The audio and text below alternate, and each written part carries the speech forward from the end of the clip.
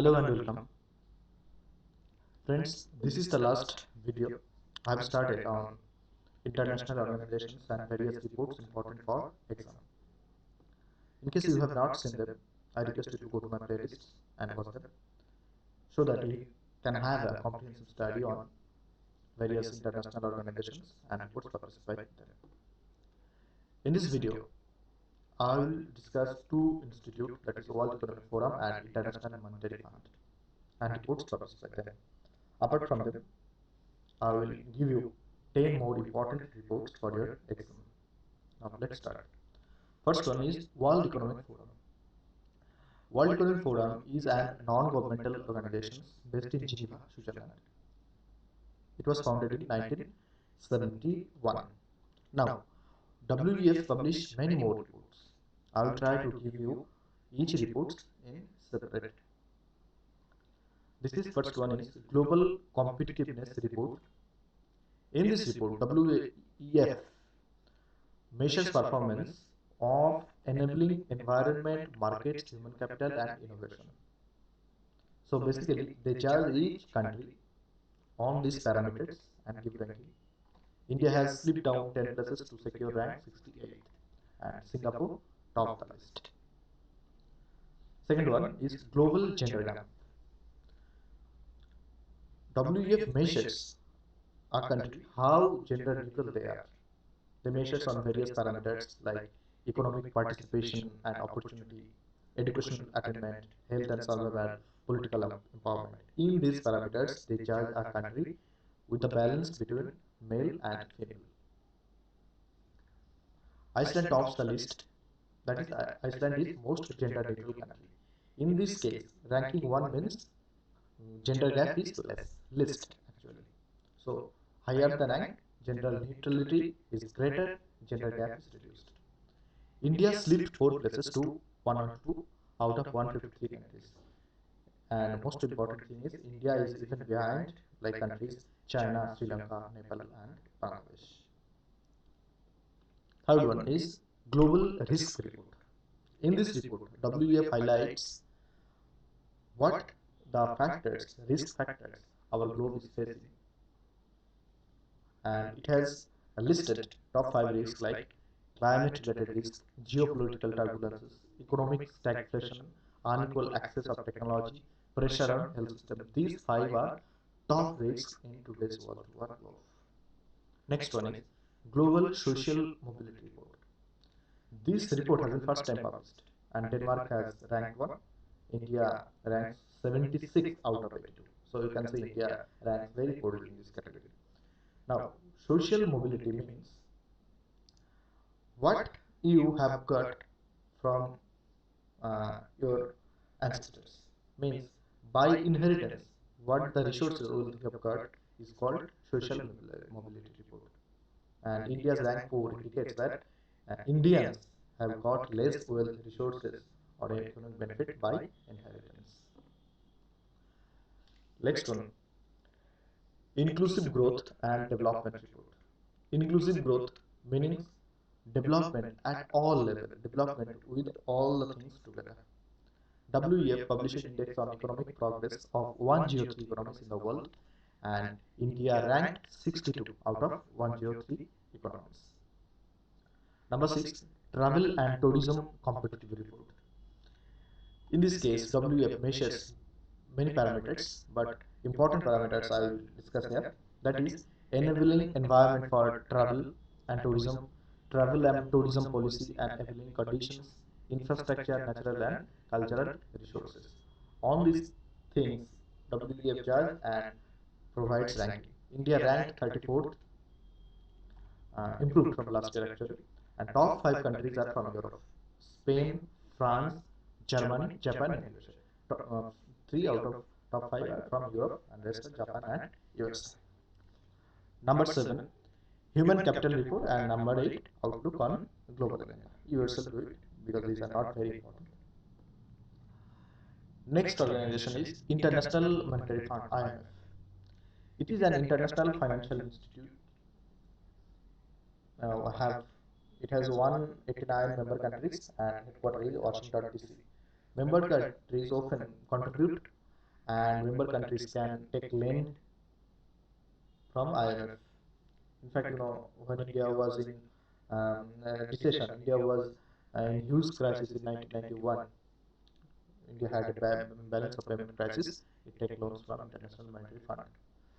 It works for foster global monetary cooperation and secure financial stability. Like I mentioned, India has taken loans to secure financial stability. Report it publishes World Economic Outlook. World Economic Outlook actually forecasts the economic scenario in the coming financial year, and it estimated India's growth this year in 2020 to 6.1% from 7.7% of the previous year. But due to COVID-19 pandemic, it has re-estimated and revised the growth for India to 1.9% due to COVID-19 pandemic. Now we will see some more important reports important for your exam. First one is World Resource Report. This report is issued by World Bank, UNEP and UNDP, United Nations Environment Program, United Nations Development Program. The report says about environment and its sustainable use. This report actually talks about how we have to use the environment so that we cannot affect them. Next one is Global Wealth Report. It is released by Credit Suisse Group. Basically, Credit Suisse Group is a multinational bank of Switzerland. It highlights the status of inequality around the world in terms of millionaires and billionaires. It provides number of millionaires and billionaires and the percentage of wealth they hold, so that you can understand the inequality prevailing in the country. And one important thing of this report highlights that China has surpassed USA in that most 10% resource holder list in the world. Next one is World Economic Situation and Prospect Report, published by UNCTAD, United Nations Conference on Trade and Development. It monitors economic prospect through the lens of 2003 Agenda of Paris Climate Science. So basically, it monitors the progress of Paris Climate Agenda. Actually, in Paris Climate Agenda, there was some target that was to be achieved within 2030, and it monitors that aspects. Next one is Global Investment Trade Monitor Report, issued by UNCTAD, and India was among top 10 recipients of FDI in 2019. It highlights the amount of foreign direct investment, and India was among top 10 recipients. India attracted 49 billion FDI, an increase of 16% from previous year. In this current year, India attracted 49 billion, and that was an increase from previous year. Majority of it came in service sector, although most of the FDI came in service sector, especially in IT sector. So in manufacturing sector, we have not got much of FDI. USA was top recipients, followed by China and Singapore. Next one is Commodities and Development Report, and it is released by UNCTAD also. It measures interactions between commodities and climate change. It talks about hunger, economy and climate. Triple P, what we call. Actually, it talks about economic development to eradicate hunger, to promote development, at the same time to safeguard climate. That is, it talks about sustainable development. Next one is E-commerce Index. It is also released by UNCTAD. Countries are given scores on access of secure internet access, reliability of postal services and infrastructure, the portion of people who use internet and have an account with financial institution or mobile money service provider. On these parameters, it provides index. European nations hold 8 of the top 10 spots. Netherlands occupy top spot, and India has ranked 73rd out of 152 nations. And actually, India has progressed in this index. Number 7, Global Talent Competitiveness Index. It is released by INSEAD. INSEAD, basically a European Union-based business school. India claimed up 8 places to rank 72 among 132 countries. So India has progressed in Global Talent Competitiveness Index, and Switzerland ranked first. This one, the title was for Global Talent Competitiveness was Artificial Intelligence. Number 8, Global Hunger Report. Very important for exam point of view. It measures hunger comprehensively around the world, region and country level.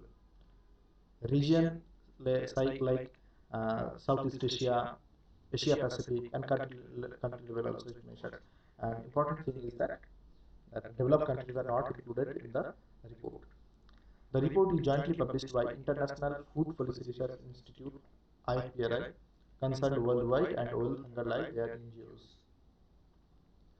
Parameter: on what basis they measures this report? On three dimensions it measures and publishes index. First, inadequate food supply.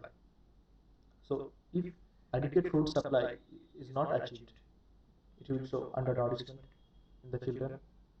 Undernourishment, undernourishment means there will be malnutrition. Next one is child mortality, on under 5 child mortality. How many children dies within the age of 5 years? Next, child undernutrition. Child undernutrition measures on child wasting and child stunting. Child wasting means less weight of a child, less weight than a standard weight, and child stunting means less height than a standard height. And India is struggling against these two. India has slipped from 95th in 2010 to 102nd in 2019. Means India has to do a lot to improve this scenario. Number 9, State of Food Security and Nutrition in the World, released by United Nations. And many organizations work together, like Food and Agriculture Organization, FAO, International Fund for Agricultural Development Effort, UNICEF, WFP, World Food Program, and who work together for this report. And number 10, the last one in this session is, basically this is the last session of international organizations and reports. Number 10 is global microscope on financial inclusion. Financial inclusion means you have to take everyone included in the financial institutions, in the business. This is released by Economist Intelligence Unit. It is a research wing. It has pointed that digital financial services in India have improved. So friends, this is the whole of international organizations and reports published by them. In case you have not seen the previous ones, I request once again, you can see them. I have given the links of previous videos in the description.